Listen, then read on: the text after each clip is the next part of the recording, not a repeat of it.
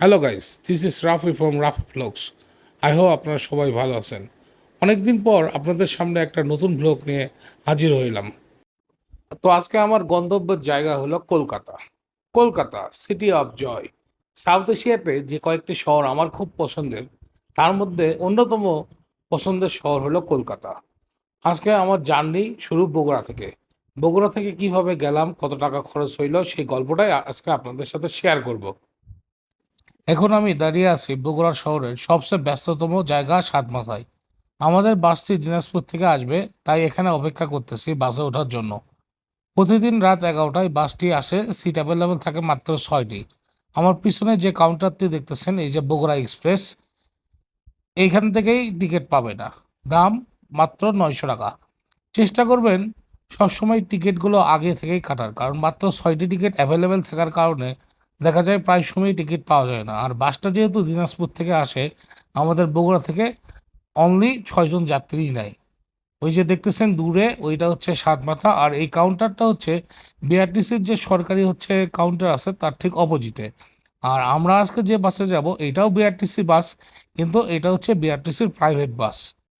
BRTC সরকারি জিনিস, তাই যত্নের অভাবে ভালো এসি বাস হওয়া সত্ত্বেও ভিতরের পরিবেশ কোনো রকম। তবে সিটগুলো বেশ আরামদায়ক এবং গাড়ির সকাপ বেশ ভালো। অনেকটা হুন্দাই গাড়ির ফিল পাবেন। 900 টাকা হিসেব পারফেক্ট আমার কাছে। আর ড্রাইভার সাহেবও খুব ভালো গাড়ি চালায়। সরকারি গাড়ির ড্রাইভাররা কিন্তু আসলেই কিন্তু খুব ভালো গাড়ি চালায়। তো সেই ক্ষেত্রে ওকে, বাট খুব আহামরি কিছু না।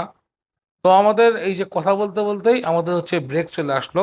এইটা আমাদের ব্রেক দিচ্ছে অতিথি হোটেলে। এটা হচ্ছে মেবি কুষ্টিয়া বা হচ্ছে ঈশ্বরদী, এরকম একটা জায়গায়। হোটেলের পরিবেশটি আমার কাছে মোটেও সুবিধাজনক মনে হয়নি। আর এখানকার খাবারগুলোর দাম অত্যন্ত বেশি। তার জন্য আমরা এখান থেকে কোনো কিছুই খাইনি। যে এটাই আমাদের বাস, আর যেখানে আর কি দাঁড়িয়েছে এই যে এইটাই হচ্ছে চতুর্দিক। কথা বলতে বলতে আমরা চলে আসলাম লালন শাহ সেতুতে।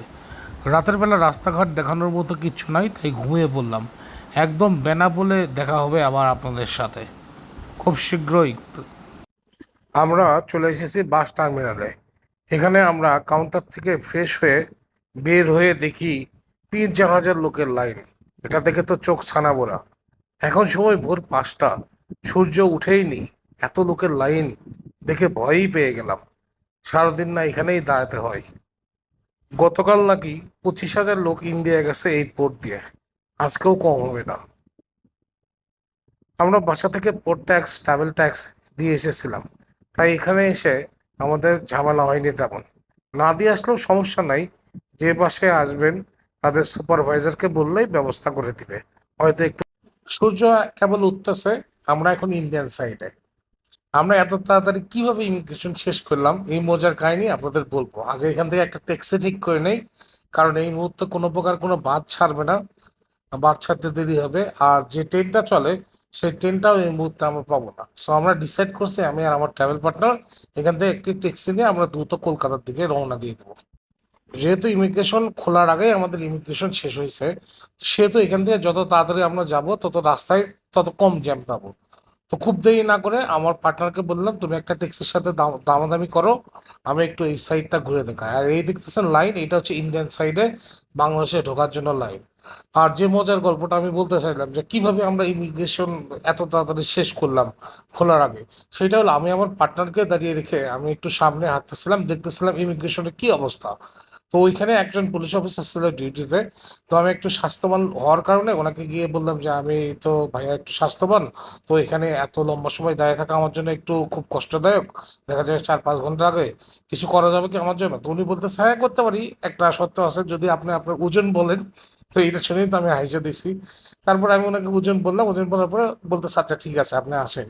তো আমি আর আমার পার্টনার পরে ওনার সাথে গেছি। উনি সব কিছু করে দিছে এবং উনি এতটা ফ্রেন্ডলি, পুলিশ যে এত ভালো হয়। সাধারণত বর্ডারে টাকা ছাড়া কোনো পুলিশ বলেন কেউ কথা বলতে চায় না।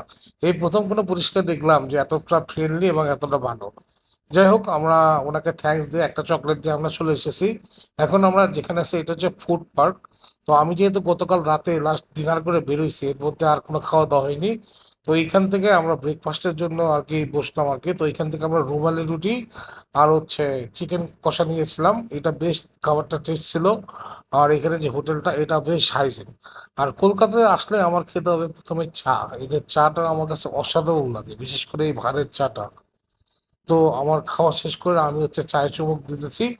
আর এইদিকে আমার এই যে ট্রাভেল পার্টনার মশাই এখনো খাইতেছে। আর এই বেটা তো এত খাওয়া শুরু করছে সেই যখন জার্নি শুরু হয়েছে তখন থেকে সে খাইতেছে খাইতেছে। এটা নিয়ে আপনারা নেক্সট যে ভিডিও গুলো আসবে সেখানে আপনারা অবশ্যই হচ্ছে মজার মজার কিছু সিন দেখতে পারবেন।